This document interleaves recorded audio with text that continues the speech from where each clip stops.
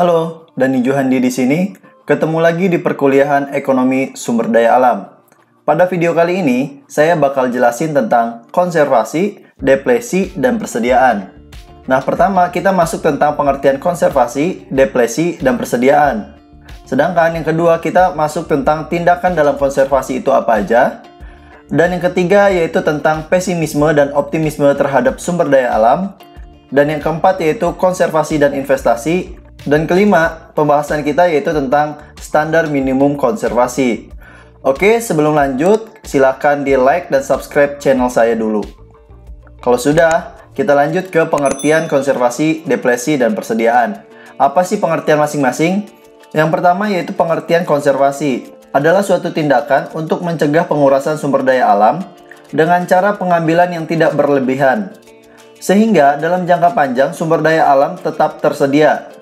Nah, konservasi dapat juga diartikan menjaga kelestarian sumber daya alam demi kelangsungan hidup manusia. Oke, udah jelas ya pengertian konservasi itu apa? Tolong kalian catat ya. Nah, berikutnya pengertian deplesi. Deplesi itu berasal dari kata depletion. Dapat diartikan sebagai suatu cara pengambilan sumber daya alam secara besar-besaran yang biasanya demi memenuhi kebutuhan akan bahan mentah. Nah, dalam pelaksanaannya nih cenderung mengarah ke arah pengurasan isi alam. Sehingga terasa kurang adanya penghargaan terhadap sumber daya alam yang ada. Kemudian deplesi juga dapat diartikan sebagai perubahan distribusi antar waktu dalam waktu penggunaan ke masa sekarang. Sedangkan konservasi menunjukkan perubahan distribusi antar waktu dalam tingkat penggunaan ke masa yang akan datang. Jadi beda ya antara konservasi dan deplesi itu. Saya ulangi lagi nih ya. Kalau deplesi itu diartikan sebagai perubahan distribusi antar waktu dalam tingkat penggunaan ke masa sekarang. Sedangkan nih, konservasi menunjukkan perubahan distribusi antar waktu dalam tingkat penggunaan ke masa yang akan datang. Beda ya, yang satu ke masa sekarang, itu deplesi, dan sedangkan konservasi ke masa yang akan datang. Oke, udah bisa membedakan. Berikutnya, pengertian persediaan sumber daya alam, atau diistilahkan juga dengan cadangan sumber daya alam.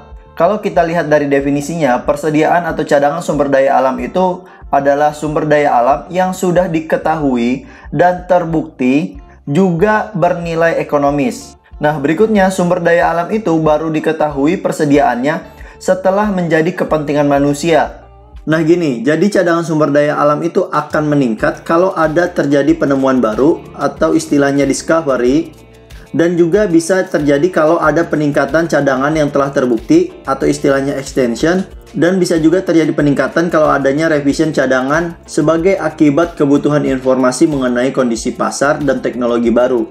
Oke, udah paham ya perbedaan konservasi, deplesi, dan persediaan sumber daya alam itu apa? Kalau sudah bisa membedakan dan mengerti tentang pengertian masing-masing, kita lanjut aja ke tindakan konservasi. Tindakan konservasi yang bisa dilakukan yang pertama yaitu melakukan perencanaan terhadap pengambilan sumber daya alam, yaitu dengan pengambilan secara terbatas. Tindakan yang kedua yaitu mengusahakan eksploitasi sumber daya alam secara efisien. Dan tindakan yang ketiga yang bisa dilakukan yaitu mengurangi, membatasi, dan mengatasi pencemaran lingkungan. Dan yang keempat yaitu dengan mengembangkan sumber daya alternatif atau mencari sumber daya pengganti. Nah, tindakan yang terakhir yaitu menggunakan unsur-unsur teknologi yang sesuai dalam mengeksploitasi sumber daya alam agar dapat menghemat penggunaan sumber daya alamnya. Nah, udah ada 5 nih tindakan konservasi. Kalau kita amati, apakah semua tindakan tersebut sudah dilakukan atau belum? Mungkin sebagian besar kita bisa menjawab belum. Baiklah, kita lanjut ke subtopik berikutnya yaitu tentang pesimisme dan optimisme terhadap sumber daya alam. Nah, pesimisme terhadap sumber daya alam itu mengatakan bahwa sumber daya alam itu terbatas adanya, sehingga kalau terus-menerus diambil atau diolah, maka persediaan makin lama akan semakin berkurang, dan sampai pada saatnya nanti akan habis.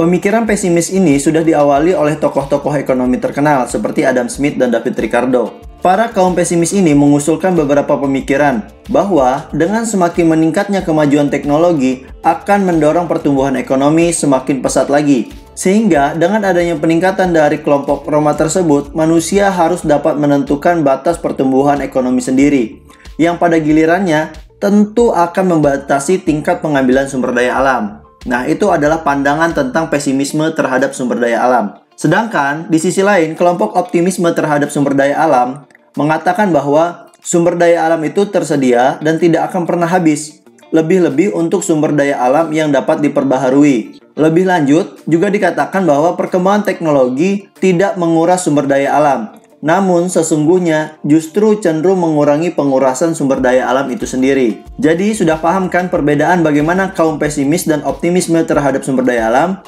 Nah, kalau kalian masuk kaum yang mana? Kaum pesimis atau optimis terhadap sumber daya alam? Berikutnya kita masuk ke konservasi dan investasi. Konservasi dan deplesi sebagaimana yang udah kita ketahui menunjukkan perubahan fisik dalam distribusi waktu tingkat penggunaan sumber daya alam. Sedangkan investasi dan disinvestasi tidak ada kaitannya dengan distribusi waktu tingkat penggunaan sumber daya alam. Investasi dan disinvestasi berkaitan dengan perubahan nilai barang modal seseorang, perusahaan, atau masyarakat secara keseluruhan sebagai akibat dari perubahan dalam tingkat pendapatan maupun tingkat konsumsi yang bersangkutan, dan bukan berhubungan dengan perubahan fisik penggunaan sumber daya alam milik seseorang. Nah, perlu kalian ketahui juga penurunan nilai atau harga suatu barang sumber daya alam tertentu dapat cenderung menyebabkan terjadinya suatu disinvestasi. Dan selanjutnya justru akan terjadi konservasi dalam rencana pemanfaatan sumber daya alam.